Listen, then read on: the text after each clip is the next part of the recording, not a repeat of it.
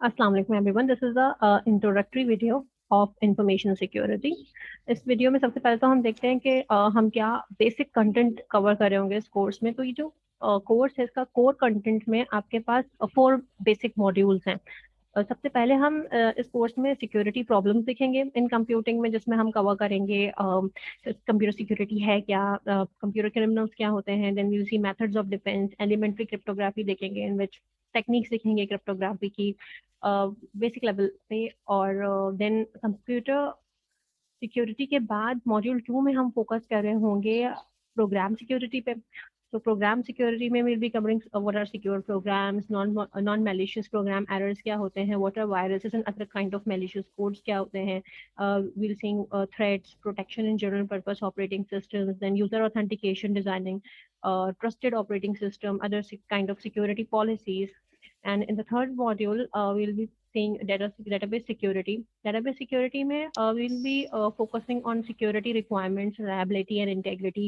Sensitive data क्या होता है, inference multi-level database क्या है, proposals for multi-level security क्या है, security in networks भी हम देख रहे होंगे. Then in module 4 हम बात करेंगे administering सिक्योरिटी की। एडमिनिस्ट्रिंग सिक्योरिटी में will be mainly focusing on security planning और risk analysis, then organisational security policies और legal privacy and ethical issues in computer security क्या होते हैं। So this is the very brief course outline of this course, और जिसको मैंने mainly in 4 modules में divide कर लिया है। Will be covering all of them in this entire course, right.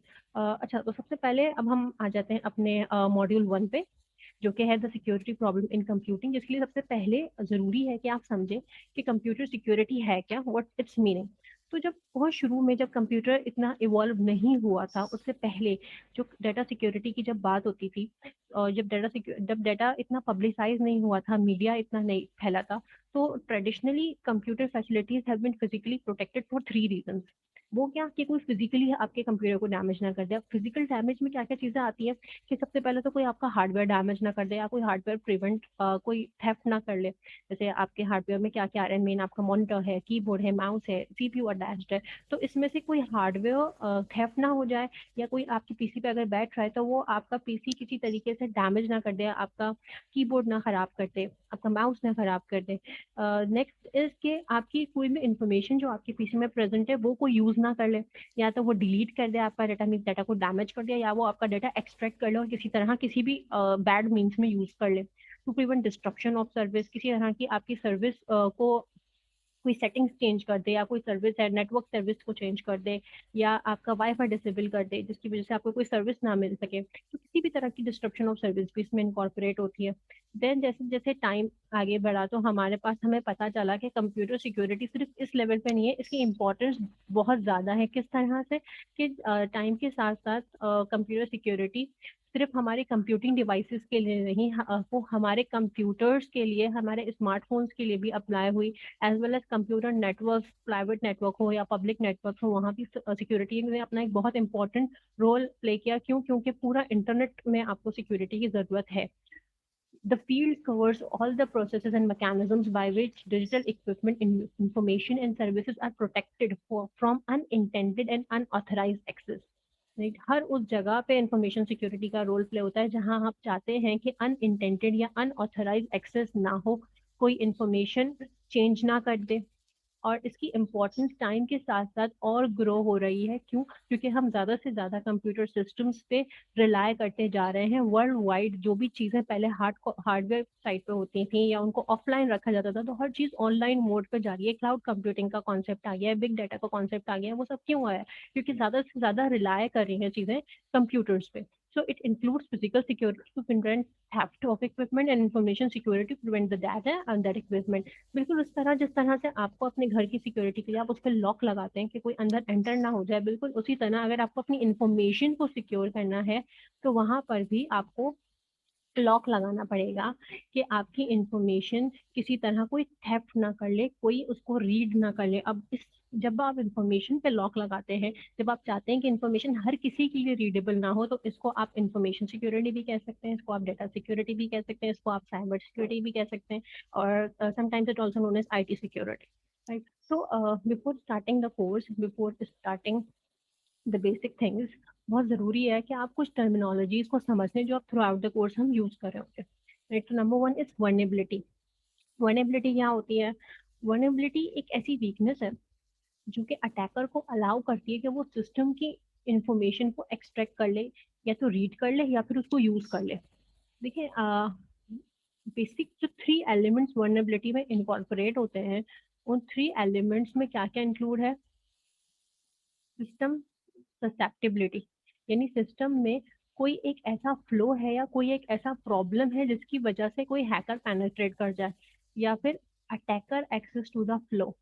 Flaw means कोई भी प्रॉब्लम, ठीक है। And attacker capability to exploit the flaw. Exploit means ऐसा यूज, किसी चीज को इस तरह से यूज करना कि वो बैड मीन्स में हो। So to exploit vulnerability, an attacker must have at least one applicable tool or technique that can connect to system weaknesses. कोई भी टूल या कोई भी टेक्निक यूज करते हुए जब अटैकर सिस्टम की वीकनेस से को पता लगा लेता है, सिस्टम की वीकनेस के साथ, वो कोई भी प्रोग्राम हो सकता है, कोई भी चीज हो सकती है, उसके साथ कनेक्ट कर जाता है, तो फिर वो सिस्टम में अल्टीमेटली चेंजेस कर सकता है। तो इस वजह से वर्नेबिलिटी को आप अटैक सरफेस भी कहते हैं, क्योंकि वो एक कनेक्शन होता है जो आप सिस्टम से कर लेते हैं थ्रू एनी फ्लो।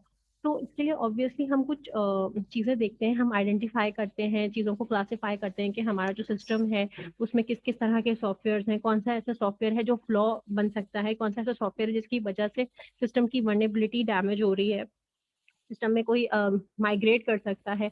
तो इस वजह से प्रैक्टिस में आप जर्नली सिस्टम की वर्नेबिलिटीज को ये देखते हैं कि बार बार आप सिस्टम को चेक करते रहते हैं कि कहीं अब तो कोई वर्नेबिलिटी नहीं आ गई, कहीं अब तो कोई फ्लॉ नहीं आई है जिसकी वजह से कोई हमारे सिस्टम में बैड मीन्स में पेनिट्रेट कर सकता है और कुछ चेंजेस कर सकता है। राइट, अच्छा, बैकडोर्स क्या होते हैं? बैकडोर का कॉन्सेप्ट बिल्कुल वैसे ही है जैसे हमारे घर में एक पीछे का दरवाजा होता है। वो कब यूज होता है? कब यूज होता है जब हम नहीं चाहते कि सबको पता चले कि हम रात में इस टाइम घर आ रहे हैं। ऑब्वियसली ऐसा कुछ उसके मीनिंग्स होते हैं। और इसके अलावा और इमरजेंसी एग्जिट्स के लिए यूज होता है कि जब कोई किसी को छुप के बाहर निकलना हो, ठीक है ना। ऑथेंटिक जो मेन गेट होता है वही रास्ता होता है घर का।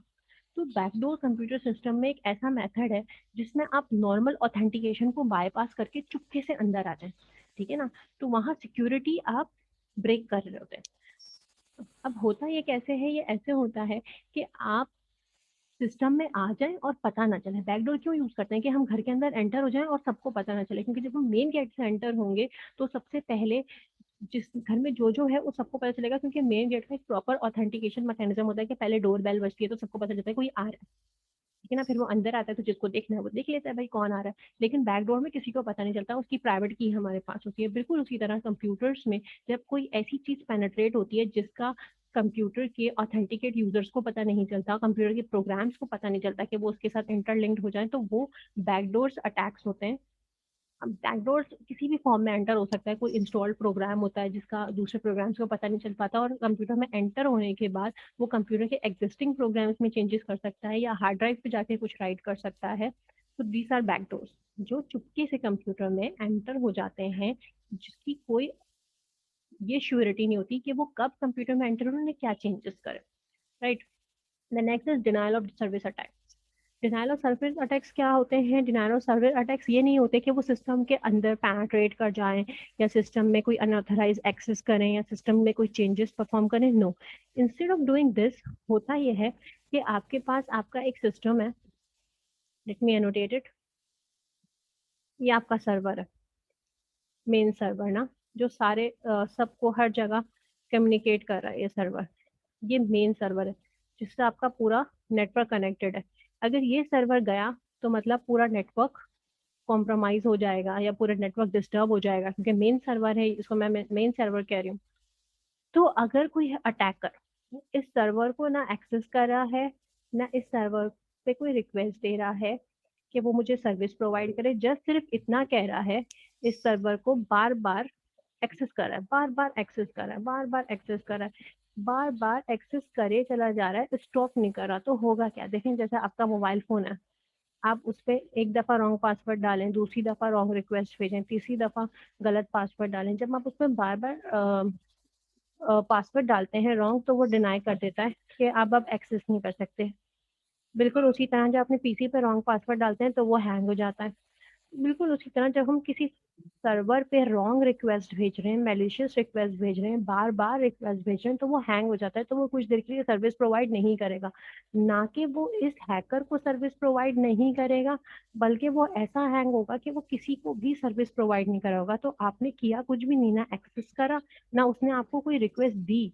आपने सिर्फ करा ये कि उस सर्वर को इतनी दफा पिंग करा कि आपका सर्वर हैंग हो गया। ठीक है। और ऑब्वियसली जब हैंग हो जाएगा तो वो उनको भी सर्विस नहीं प्रोवाइड करेगा जो ऑथोराइज लेजिटिमेट करेक्ट पार्टीज होंगी। तो इस तरह आपने क्या किया, अपने उसके सर्वर के नेट सर्वर को डाउन कर दिया, जिसकी वजह से अल्टीमेटली नेटवर्क भी डाउन हो गया, जबकि कोई भी फंक्शनिंग एरर नहीं है। ठीक है। So this is known as denial of service attack, कि आप इतनी सर्विसेज की रिक्वेस्ट करें कि वो पर्टिकुलर सर्वर सर्विस प्रोवाइड करने से ही इनकार करते हैं। Now, moving forward, the next one is direct access attacks. Direct access attacks, as the name explains, it is very self-explanatory. ये होता यह है कि आपके पीसी को कोई डायरेक्टली यूज कर ले और कोई भी उसमें चेंजेस परफॉर्म कर दे, सिक्योरिटी कॉम्प्रोमाइज कर दे, सॉफ्टवेयर को मॉडिफाई कर दे। अटैकर कैन इजीली, जब एक दफा कोई आपके पीसी को डायरेक्ट एक्सेस कर ले, मींस फिजिकली एक्सेस कर ले, आपके पीसी पे बैठ जाओ, उसको यूज कर ले, उसको ओपन कर ले, तो उसके बाद वो कुछ भी कर सकता है, बड़े से बड़ा आपका डाटा डाउनलोड कर सकता है, आपके सॉफ्टवेयर में चेंजेस परफॉर्म कर सकता है, आपकी सर्विसेज को बाईपास करा सकता है, या फिर आपके पीसी को आपके इस तरह से ऑपरेटिंग सिस्टम को बूट करेगा कि आपका सारा डाटा वो रीड कर ले। ठीक है ना। तो it is a very dangerous kind of attack. Moving forward, we have another attack, which is known as eavesdropping. Eavesdropping is the act of listening to a private conversation, खामोशी से, right? Surreptitiously. होता यह है कि जो हमारे military networks होते हैं वो बहुत ज़्यादा उनकी सिक्योरिटी बहुत हाई होती है, कि फॉर इंस्टेंस ये कुछ मिलिट्री नोड्स हैं जो आपस में कम्युनिकेट करते हैं। अब आप ऑब्वियसली जो नेटवर्क है इसमें इतनी हाई सिक्योरिटी है, इसको रीड नहीं कर सकते, लेकिन देख सकते हैं कि कितने डाटा पैकेट्स आ रहे हैं।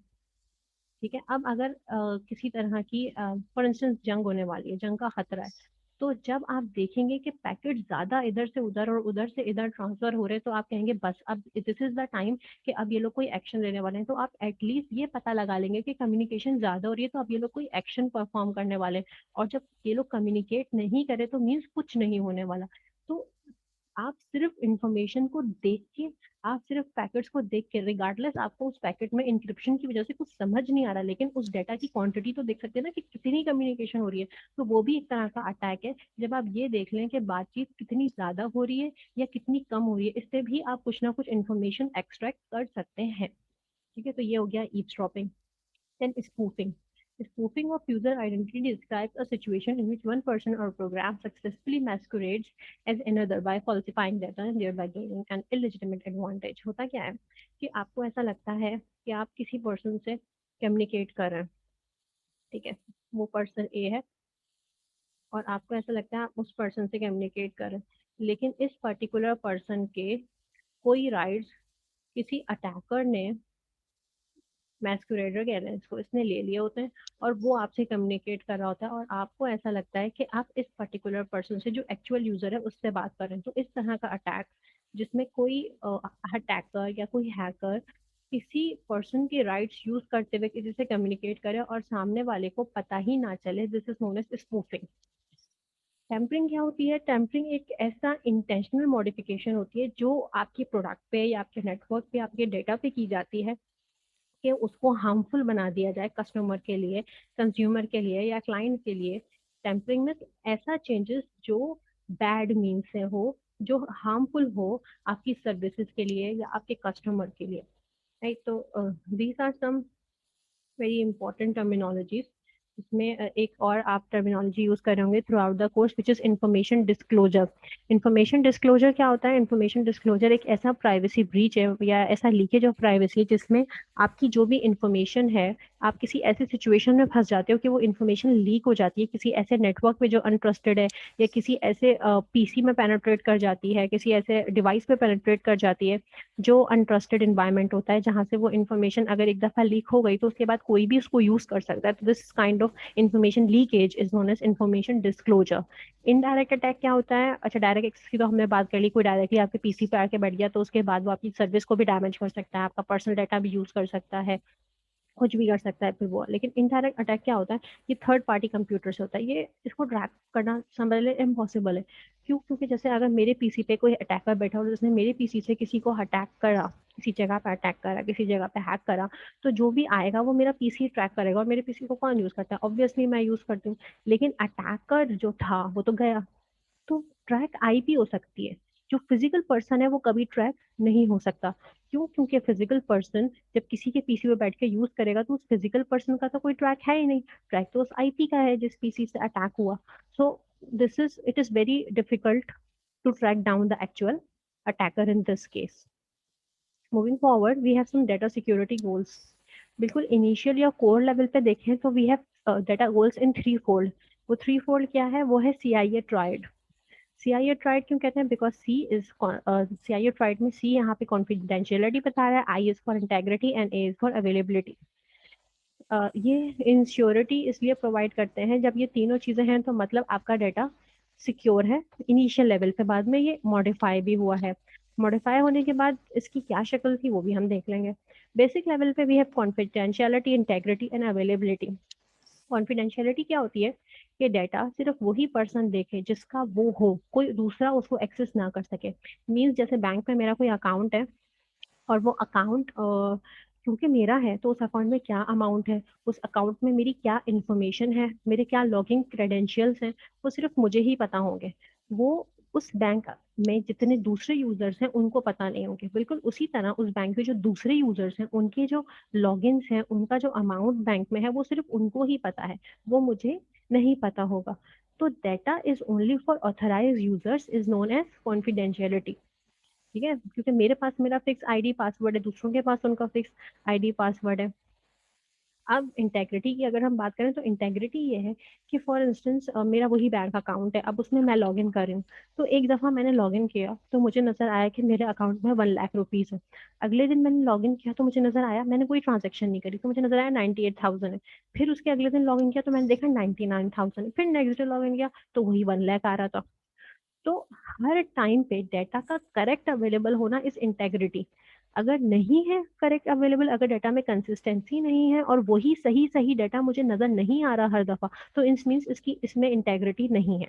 ठीक है? Availability as the name describes, availability is कि डाटा का हर टाइम, किसी भी टाइम आप एक्सेस करना चाह रहे हैं उस टाइम पे डाटा का उस जगह पे प्रेजेंट होना इज अवेलेबिलिटी।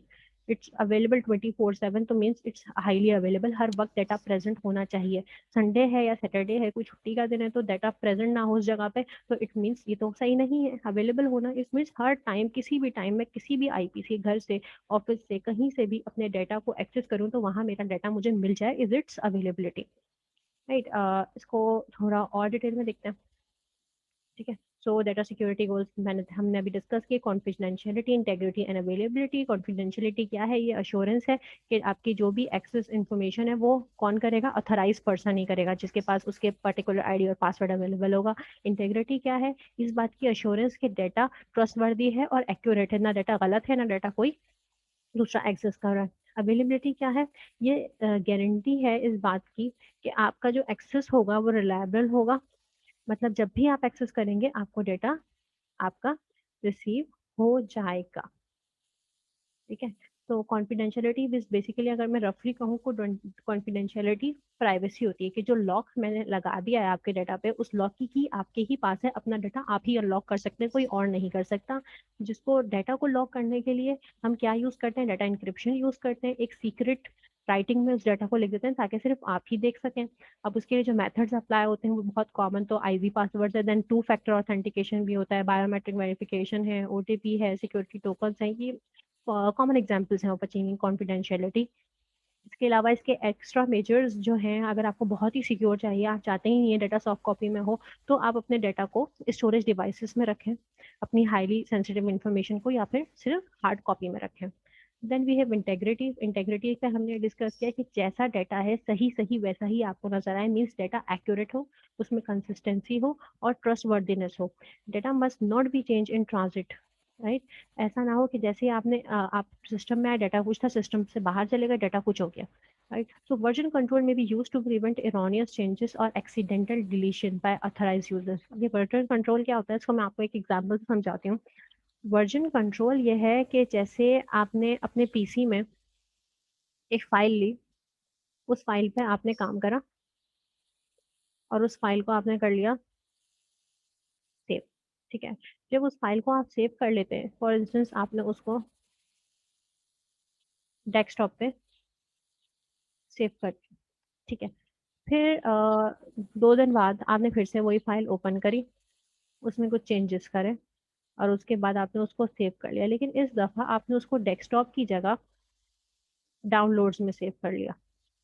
ठीक है। फिर 1 हफ्ते बाद आपने फिर से वो फाइल ओपन करी, उसको एडिट करा और उसको सेव कर दिया। फॉर इंस्टेंस इस दफ़ा आपने वो फाइल किसी और फोल्डर में सेव कर दी, किसी डिफरेंट फोल्डर में सेव कर दी। होता क्या है कि आपके पीसी में वो फाइल तो है, लेकिन 3-3 जगहों पे है और हर जगह वो फाइल अलग अलग एडिट हुई हुई है। तो इस फाइल की एक्यूरेसी भी कॉम्प्रोमाइज हो गई, कंसिस्टेंसी भी कॉम्प्रोमाइज हो गई। ठीक है। तो ये जो इरोनियस चेंजेस आ गए, और अगर यहाँ से वो एक्सीडेंटली डिलीट हो जाए तो ये और ये बचा, ये वाला और ये वाला वर्जन बचा, तो क्या आप इसको इंटीग्रेट कर सकते हैं? नहीं कर सकते। तो बहुत ज़रूरी है कि इसके लिए आप वर्जन कंट्रोल करें, कि जब आपने पहली दफ़ा चेंज करा तो आप लिखें ये आज मैं पहली दफ़ा चेंज करा, दूसरी दफ़ा चेंज करा तो आज मैं दूसरी दफ़ा चेंज करा, तीसरी दफ़ा चेंज करा उसको भी लिख दें भाई ये अब ये वाला वर्जन है। ठीक है। तो यहाँ बहुत ज़रूरी है कि जितना आप इंटेग्रिटी चाहते हैं तो उसके लिए बैकअप्स भी होते हैं, रिडंडेंसीज भी होते हैं, कि फॉर इंस्टेंस आपने इस फाइल को जब आपने सेव करें तो इसकी एक बैकअप फाइल बनाते हैं, मीन्स इसी को कॉपी करके कहीं सेव कर लें अपने किसी एक्सटर्नल में, या अपने आप को इसके अलावा रिडंडेंसी और भी कैसे मिल सकती है, अपने आप को ईमेल भी कर दें। ठीक है। तो बैकअप हो गया आपके पास। ठीक है। तो हमेशा जो भी डाटा आपका अफेक्ट हो उसकी कोई बैकअप कॉपी करेक्ट स्टेट में प्रेजेंट हो, ताकि आप वहां से उसको क्या कर सकें, रिज्यूम कर सकें। ठीक है। I hope it's clear to you. Then we have integrity के बाद हमारे पास क्या होता है, इंटीग्रिटी के हमारे पास होता है, इंटीग्रिटी के बाद availability. Availability is best ensured by keeping all necessary system upgrades all the time। Her time आपका सिस्टम अवेलेबल हो, सिस्टम अपग्रेडेड हो।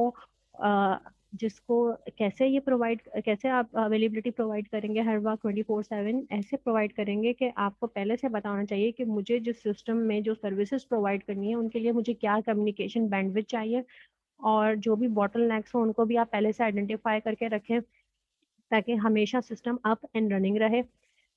रिडंडेंसीज हैं, फेल ओवर्स हैं, रेड है, can mitigate serious consequences. Red क्या होता है? Red is redundant array of inexpensive disks।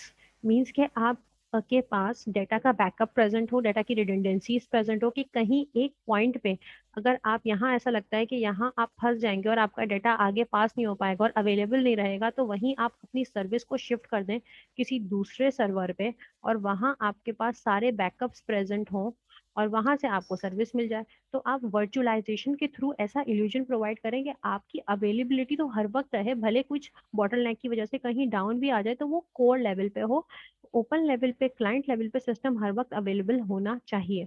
Comprehensive disaster recovery plan means के अगर कोई बहुत ही बड़ा डिजास्टर हो जाता है, मीन्स सर्वर में आग लग गई, कुछ हो गया, तो उस सर्वर का पूरा डाटा रियल टाइम पे किसी और सर्वर पे शिफ्ट हुआ हो, कि अब अगर ये सिस्टम सर्वर खत्म हो गया तो किसी दूसरी पॉइंट पे, किसी दूसरी आईपी पे एक पूरा सर्वर की कॉपी प्रेजेंट है, अब वो उस वक्त फौरन से शिफ्ट कर लेगी सर्विस, कुछ मिली सेकंड्स का वक्त आएगा, वो बिल्कुल भी मैटर नहीं करता।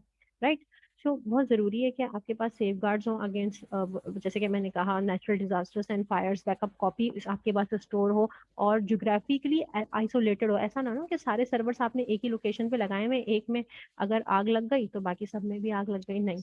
अगर एक आपका सर्वर सिंगापुर में है तो दूसरा हो सकता है चाइना में हो, तो अगर ये खराब हो गया तो इसका बैकअप पूरा चाइना में, वहां तो आग नहीं लगी ना, या वहां तो आंधी तूफान नहीं आया, वो तो बिल्कुल अलग जोग्राफिकल लोकेशन है, डिफरेंट जोग्राफिकल लोकेशन है, तो वो आपको सर्विस क्लाइंट को प्रोवाइड करता रहेगा। क्लाइंट को पता ही नहीं चलेगा कि किस सर्वर में कहाँ आग लगी और क्यों सर्विस डाउन हो रही है, सर्विस क्योंकि सर्विस डाउन ही नहीं होती। ठीक है। तो इसके अलावा एक्सेस सिक्योरिटी भी होती है, जैसे कि फायरवॉल्स हैं, प्रॉक्सी सर्वर्स हैं, जो कि जो है जो भी डाउन टाइम, जैसे डिनायल ऑफ सर्विस अटैक, देखें जैसे इसी वजह से हमने ये पहले से पढ़ ली थी टर्मिनोलॉजी, ताकि आपको पता हो कि डिनायल ऑफ सर्विस अटैक्स क्या होते हैं।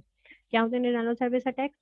कि जब कोई मेलिशियस यूजर, कोई मेलिशियस हैकर इतना ज्यादा, इतनी दफा रिक्वेस्ट करे आपको सर्वर को कि वो सर्विस प्रोवाइड करना ही बंद कर दे, तो जब वो सर्विस प्रोवाइड करना ही बंद कर देगा तो फौरन से जो बैकअप सर्वर होगा वहां पे कंट्रोल आ जाएगा, और अगर ये सर्वर प्रोवाइड नहीं कर रहा सर्विस तो इसको आप थोड़ी देर के लिए ऑफ कर देंगे, करता रहे अटैकर अटैक, दूसरा सर्वर काम में आ जाएगा। ठीक है ना? और वो सर्वर इस आईपी से कनेक्टेड है, जो भी हैकर है वो इस वाले सर्वर से कनेक्टेड होगा, लेकिन वो हैकर जब लोड शिफ्ट होगा इस सर्वर पे, चाइना वाले सर्वर पे, तो वो हैकर को पता भी नहीं है इसका, तो हमारी सर्विस अवेलेबल रहेगी रिगार्डलेस कि अटैकर क्या भी अटैक करता रहे। ठीक है, this is known as availability. After some time जब और मॉडिफिकेशंस आई तो ये जो CIA ट्रायड है ये अपडेट हुआ और ये चेंज हुआ, और इसमें दो चीजें और आई, इंक्लूड हुई। वो क्या थी? Authenticity and number 2 is accountability. Authenticity ये क्या होती है? ये लिंक्ड है कॉन्फिडेंशियलिटी से, या इसको आप ऐसे समझ लें कि कॉन्फिडेंशियलिटी को और इन्हांस करा तो वो ऑथेंटिसिटी बन गया। कैसे? ऐसे कि फॉर इंस्टेंस कॉन्फिडेंशियलिटी वाली एग्जांपल्स पे फिर से जाते हैं। कॉन्फिडेंशियलिटी में मैंने कहा था कि मेरे पास मेरा एक आईडी है और एक पासवर्ड है, मैं अपनी उसी आईडी और पासवर्ड से लॉग इन करती हूँ। ठीक है, तो मेरे पास जो भी मेरा डाटा है, जो भी मेरे अकाउंट में पैसे हैं, मेरी इंफॉर्मेशन है, वो सब आ जाती है। व्हाट इफ के अगर मेरा आईडी और पासवर्ड कोई चोरी कर ले, कोई और पर्सन चोरी कर ले जो कि देखना चाहता है मेरा डाटा, तो फिर क्या होगा? फिर तो कॉन्फिडेंशियलिटी से सब कॉम्प्रोमाइज हो गया, मेरा सारा डाटा कॉम्प्रोमाइज हो गया एक आईडी और एक पासवर्ड से। तो इस वजह से ऑथेंटिसिटी का कॉन्सेप्ट आया कि आपने इसको और स्ट्रांग बना दिया। कैसे? क्योंकि आपको लगा कि कॉन्फिडेंशियलिटी का मीन सिर्फ कॉन्फिडेंशियलिटी का होना काफी नहीं है, क्योंकि अगर मेरा लॉगिन आईडी और पासवर्ड किसी और के पास चला गया तो वो तो उसको कॉम्प्रोमाइज कर लेगा, बस वो लॉग आईडी और पासवर्ड डालेगा और खुल गई विंडो मेरी बैंक अकाउंट की। तो होता यह है कि आप फिर इसको और स्ट्रॉन्ग करने के लिए आप ये कहते हैं कि जब यूजर आईडी और पासवर्ड डाले तो उससे कहा जाए ठीक है, you are welcome, but we are not going you to be sign in the system, first please enter the 4 digit number we have sent on your mobile phone। तो जब तक मोबाइल फोन में जो 4 digit का number आया है, जब तक आप वो इनपुट नहीं करेंगे आप यहाँ पेनेट्रेट नहीं कर सकते। और वो 4 digit का कोड क्योंकि मोबाइल पे आया है और एक्चुअल यूजर के, ऑथेंटिक यूजर के मोबाइल पे आया, तो वो तो आपके पास नहीं होगा, तो फिर आप लॉग इन नहीं कर सकते। तो this is known as authenticity, कि आप वेरीफाई करें कि जिस यूजर ने आईडी पासवर्ड डाला है वो वही ट्रस्टेड यूजर है जिसका वो आईडी पासवर्ड है या नहीं। राइट, आई होप आपको क्लियर हो गया होगा। Then accountability. Accountability is basically the security goal that generates the requirement for actions of an entity to be traced uniquely to that entity। अब यहाँ इसका क्या मतलब है? यहाँ इससे ये मुराद है कि जैसे मैंने अपने अकाउंट से 1 लाख रुपीज ट्रांसफर किए, ठीक है, उसका बिल आ गया। अब जब बिल आता है मेरे पास तो मैं बैंक जाती हूँ और मैं ये क्लेम करती हूँ कि भाई मैंने तो ये ट्रांसफर करा ही नहीं है। तो फिर बैंक वाले क्या करेंगे? बैंक वालों के पास फिर ये अकाउंटेबिलिटी होनी चाहिए, ये प्रूफ होना चाहिए कि ये एक्शन, ये ट्रांसफर मैंने ही किया है। Right, so this is known as accountability, कि जो एक्शन जिस एंटिटी ने परफॉर्म करा है उनके पास प्रॉपर उसका रिकॉर्ड, प्रॉपर उसका ट्रेस प्रेजेंट होना चाहिए। राइट, तो अब इसके बाद आपका जो CIA ट्रायड था वो चेंज होके क्या बन गया? CIA ट्रायड मीन्स कॉन्फिडेंशियलिटी भी है, इंटेग्रिटी भी है, अवेलेबिलिटी भी है, ऑथेंटिसिटी भी है और अकाउंटेबिलिटी भी है। Right, so these are the main 5 principles of security which is confidentiality। इसको समराइज कर देते हैं कि कॉन्फिडेंशियलिटी क्या है? कि वही बंदा अपना डेटा देख सकता है जिसका वो डेटा है, इसके अलावा कोई और यूजर नहीं देख सकता। इंटीग्रिटी क्या है? कि मींस डेटा जैसा है वैसा ही सही सही एक्यूरेट मुझे नजर आए जब भी मैं लॉग इन करूं। अवेलेबिलिटी क्या है? डेटा जब भी मैं एक्सेस करना चाहूँ मेरे लिए अवेलेबल हो। ऑथेंटिसिटी क्या है? ऑथेंटिसिटी ये है कि आप डबल चेक करें कॉन्फिडेंशियलिटी को, कि वही यूजर लॉगिन करे जो एक्चुअल कॉन्फिडेंशियल यूजर है, कोई और लॉगिन ना कर जाए। अकाउंटेबिलिटी क्या है? अकाउंटेबिलिटी ये है कि इस बात का ट्रैक रख सकें कि जिस यूजर ने एक्शन परफॉर्म किया है वो वही है या कोई और है, या ट्रेसेबल हो आपका action. right? So this I'm going to end now this introductory session, right? We'll we continue this topic in the next video. Thank you so much. Allah Hafiz.